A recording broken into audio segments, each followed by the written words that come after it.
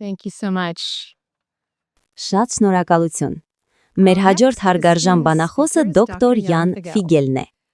Դոկտոր Ֆիգելը կարևոր առաջնորդ է ամբողջ Եվրոպայում եւ Սլովակիայում։ Նա ծառայել է որպես Սլովակիայի փոխվարչապետ, եղել է ԵՄ-ից դուրս կրոնի կամ հավատքի ազատության, հայտնի որպես FORB, խթանման հարցերով պատմության մեջ առաջին հատուկ բանագնացը, իսկ 2025 թվականից ծառայում է որպես կրոնական ազատություն Եվրոպա, FORB Europe նախագահ, որպես հատուկ բանագնաց։ Դոկտոր Ֆիգելը ստանձնել է առաջամարտիկի դեր, ինչը դրդեց ԵՄ մի շարք երկրների ստեղծել նմանատիպ դիվանագիտական պաշտոններ։ Նա ակտիվորեն ներգրավված է կրոնի կամ հավատքի ազատության, FORB-ի պաշտպանության, միջկրոնական երկխոսության խթանման, կրոնական գրագիտության և կրոնական սոցիալական պատասխանատվության գործում։ Նա հանդես է գալիս Կուբայում, Իրանում, Պակիստանում և այլ երկրներում FORB-ի հիմքով բանտարկյալների պաշտպանության և ազատ արձակման օգտին։ Նա նաև միջկառավարական ցանցի, կրոնական ազատության և հավատքի միջազգային դաշինքի փորձագետների միջազգային խորհրդի անդամ է, իսկ 2025 թվականից նա հրավիրյալ պրոֆեսոր է Մադրիդի CEU San Pablo համալսարանում և հրավիրյալ գիտաշխատող Բուդապեշտի MCC քոլեջում։ Նա ունի պատվավոր դոկտորի, դոկտոր օնորիս կաուզա կոչումներ Սլովակիայի, ԱՄՆ-ի և Ռումինիայի 5 համալսարաններից։ Խնդրեմ, ողջունեք դոկտոր Ֆիգելին։ Please welcome Dr. Figel.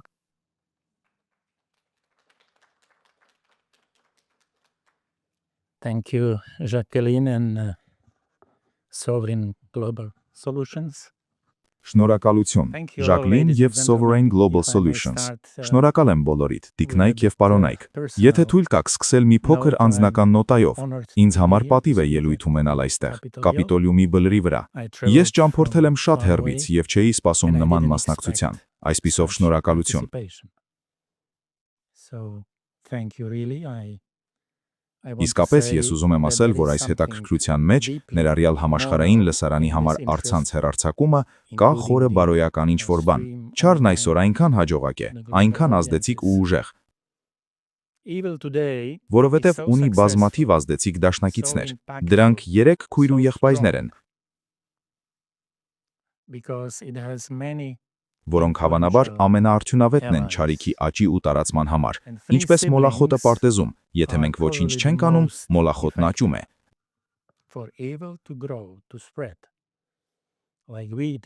Դա նրանից է, որ մենք ոչինչ չենք անում։ Առաջինը անտարբերությունն է։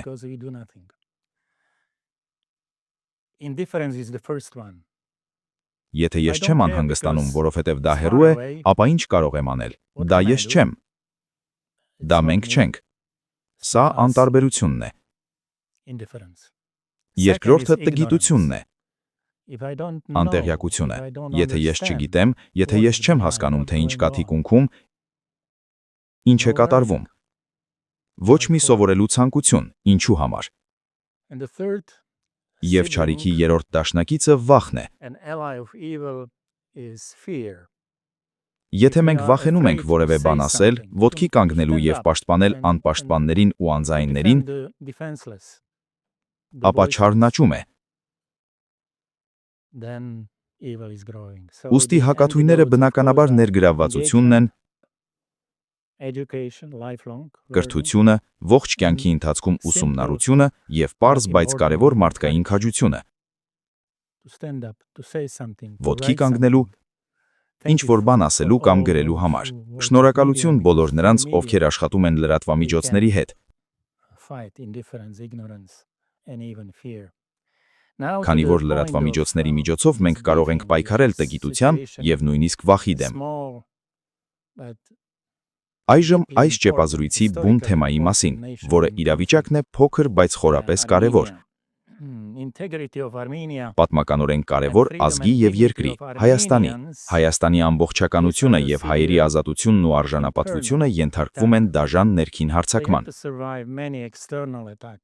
Նրանք ստիպված են եղել գոյատևել բազմաթիվ արտաքին հարձակումներից հետո, հիմա դա գալիս է ներսից։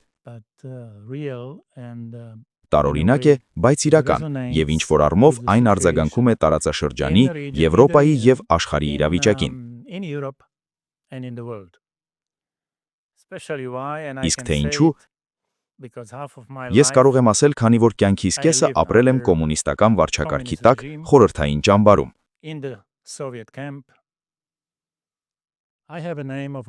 Ես կրում եմ իմ երիտասարդ հորեկվոր անունը, ով սպանվել, նոչնչացվել է Չեխոսլովակիայի ստալինական հատուկ ծառայությունների կողմից։ Եվ մենք մինչ օրս չգիտենք, թե որտեղ է նրա մարմինը կամ որտեղ է նա հանգշում։ Հայաստանում տեղի ունեցող հարձակումներում ես տեսնում եմ հատկապես քաղաքականություն վարելու կամ իշխանությունը պահելու հետխորհրդային եւ հետկոմունիստական ձևը, օրենքի գերակայությունը, մարդու իրավունքները եւ ժողովրդավարությունը հարգելու փոխարեն։ Եվ երկրորդ, Եվրոպայում մեր քաղաքակրթական տարածքում շարունակվող պատերազմի ազդեցությունը, նույնիսկ ԱՄՆ-ի մեջ է պատերազմ։ Կարծում եմ դուք դա գիտեք։ Դուք պետք է դա զգաք, եւ սա դեռ վերջը չէ։ Ես չեմ ուզում խոսել Ուկրաինայի պատերազմի, աղետի, ողբերգության մասին, որը դեռ կարող է ավելի վատ թարացնել։ Դա դեռ կարող է ավելի վատանալ։ Եթե մենք ելք չգտնենք մեր քաղաքակրթական տարածքի այս քաոսից եւ ողբերգությունից, ինչու էի ուզում խոսել անձնական եւ միևնույն ժամանակ ինչ-որ առումով գլոբալ տեսանկյունից։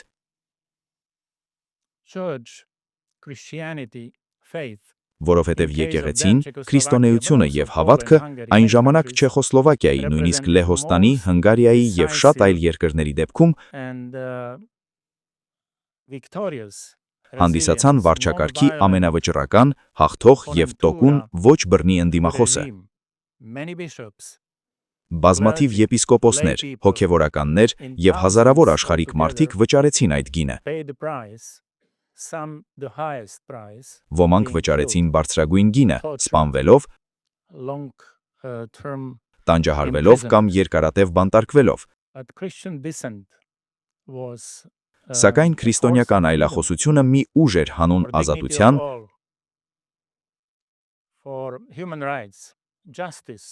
հանուն բոլորի արժանապատվության, մարդու իրավունքների, բոլորի համար արդարության եւ ոչ բռնի էթիկայի։ Այն, ինչ մենք այսօր տեսնում ենք Հայաստանում հայ առաքելական եկեղեցու դեմ, հենց այն է, թե ինչի մասին ես կարող եմ երկար խոսել, ներկայացնելով ազատ մարդկանց եւ ազատ եկեղեցու դեմ չեխոսլովական կոմունիստական ճնշումների պատմությունը։ Դա քարոզչականություն է, որը խոսում է եկեղեցու, հոգևորականության կամ նիվերակատության, օտարերկրյա շահերի ծառայելու կամ խաղաղության եւ կայունության դեմ աշխատելու մասին։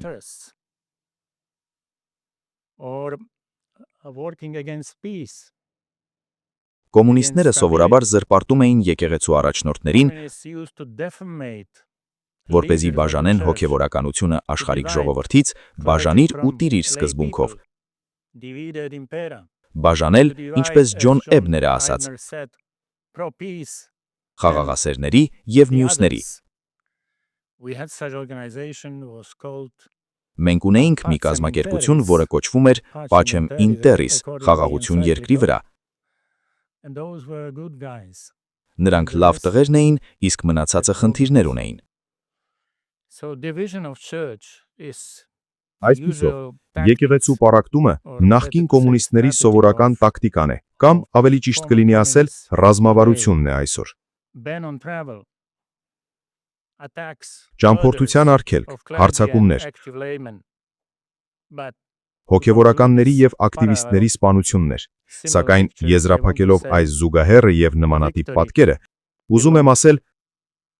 հաղթանակը պատկանում էր հավատքին, հավատարիմ առաջնորդներին, հավատարիմ եկեղեցուն եւ նրանց, ովքեր դիմադրեցին, բայց դիմադրեցին ակտիվորեն, ստեղծագործ մոտեցմամբ։ Սա է այն, ինչի կարիքն այսօր ունի նաեւ Հայաստանի եկեղեցին։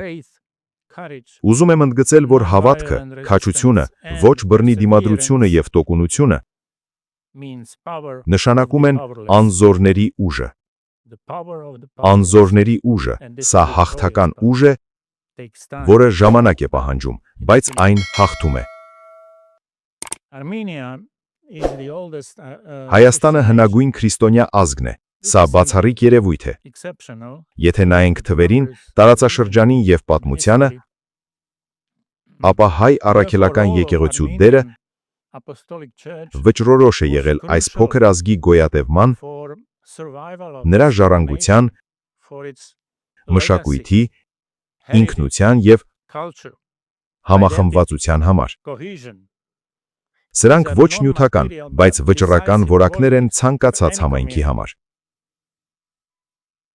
Եթե նրանք կորցնեն դա, կկորցնեն ամեն ինչ։ Հարձակումը հայ առաքելական եկեղեցու վրա իրականում հարձակում է եկեղեցու ազատության, ինքնավարության,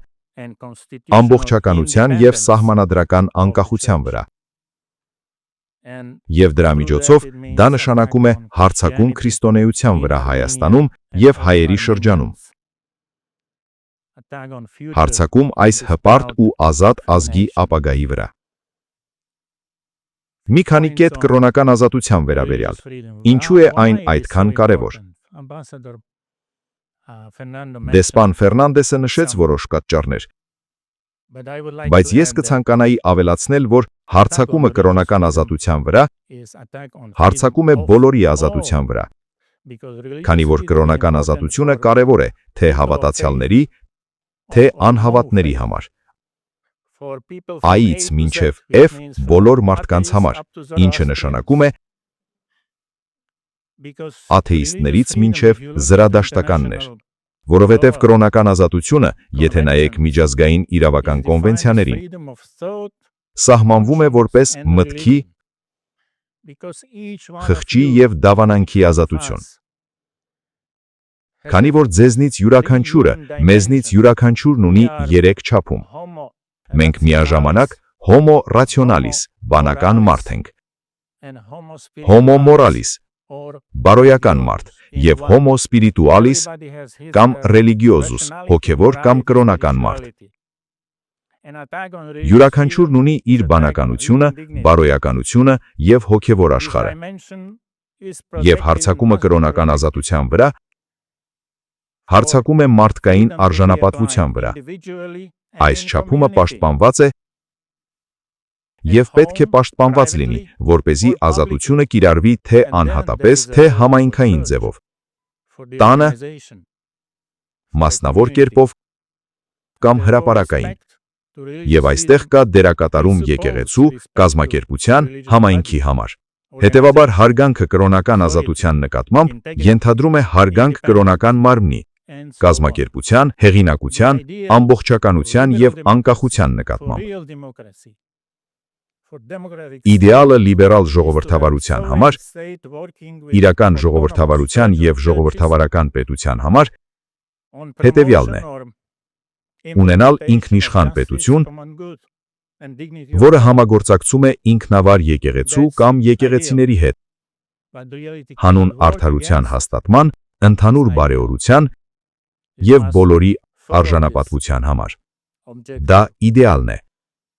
Սակայն իրականությունը չի կարող գործել այս իդեալի դեմ։ Այն պետք է հետևի այս նպատակին։ Եվ այստեղ ես ուզում եմ գալ այն եզրակացության, որ կրոնական ազատությունը, քանի որ այն անձնական ազատության ամենախորը չափումն ու արտահայտությունն է, ֆորում ինտերնում, որը դուրս է գալիս նաև ֆորում էքստերնում, ռելիգար է, միավորվելու և համահոխների հետ աշխատելու համար, հանդիսանում է մարդու բոլոր իրավունքների ատմոսֆերը։ Այն մարդու կենտրոնական իրավունքն է, որովհետև եթե սա չհարգվի, մյուսներն այնպես չեն հարգվի, կարծիքի, արտահայտվելու, լրատվամիջոցների, հավաքի և միավորման ազատությունը միանշանակ չեն հարգվի։ Հետևաբար, կրոնական ազատությունը կարևոր է։ Այն կենտրոնական մարդկային իրավունք է և ժողովրդավարության, մարդու իրավունքների և մարդկային արժանապատվության, որ մեր իրավունքների և պարտականությունների աղբյուրն է, օրենքի գերակայությունն ու արդարությունը պարտադիր պայման են։ Սրանք ազատության, ժողովրդավարության հիմքերն են։ Ուստի ես կոչ եմ անում Հայաստանի պետական իշխանություններին հարգել Հայաստանի սահմանադրությունը, ոչ թե սլովակյան կամ գերմանական, այլ հենց Հայաստանի սահմանադրությունը, ներառյալ եւ հատկապես հայ առաքելական եկեղեցու անկախությունը եւ ազատ արձակել խղճի բանարկյալներին։ Ժողովրդավարական երկրում խղճի բանարկյալներ ունենալ ամոթ է կառավարության, դատավորության, դատախազության եւ իշխանության բոլոր կրողների համար։ Ես կոչ եմ անում կառավարությանը դադարեցնել հարձակումները եկեղեցու եւ եկեղեցական նվիրակատության դեմ։ Ամենայն հայոց կաթողիկոս Գարեգին II գլխավորությամբ։ Երկրորդ, ես նաև կոչ եմ անում հարգել երկրի միջազգային պարտավորությունները։ Հայաստանը միավորված ազգերի կազմ է։ Գոյություն ունի քաղաքացիական եւ քաղաքական իրավունքների մասին միջազգային դաշնակը, որի 18-րդ հոդվածը վերաբերում է կրոնական ազատությանը։ Այն ԵԱՀԿ անդամ երկիր է, որտեղ մարդու իրավունքները ամբողջ համաձայնագրի կարևորագույն սյուն են։ Բացի այդ, Հայաստանը 2009 թվականից հանդիսանում է Եվրոպայի միության արևելյան գործընկերության անդամ եւ անցյալ տարի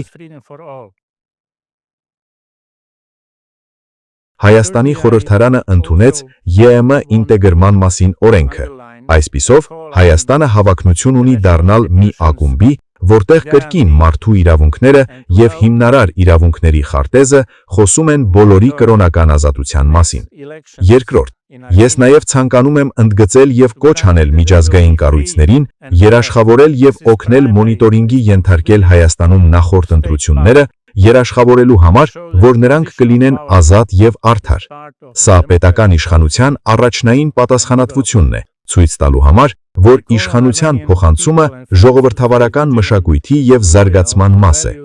Ես կոչ եմ անում Հայաստանի ժողովրդին եւ նրա բարեկամներին մնալ զգոն եւ հավատարիմ այն արժեքներին, հավատքին եւ համոզմունքին, որոնք օգնել են ազգին դիմադրել, պայքարել եւ գոյատևել բարդ պատմության անցքով եւ Կովկասյան տարածաշրջանում։ Սա մնում է ապագայի աղբյուր։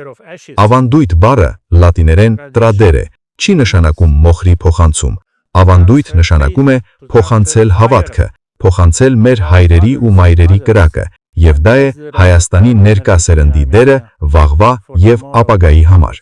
Շատ շնորհակալ եմ։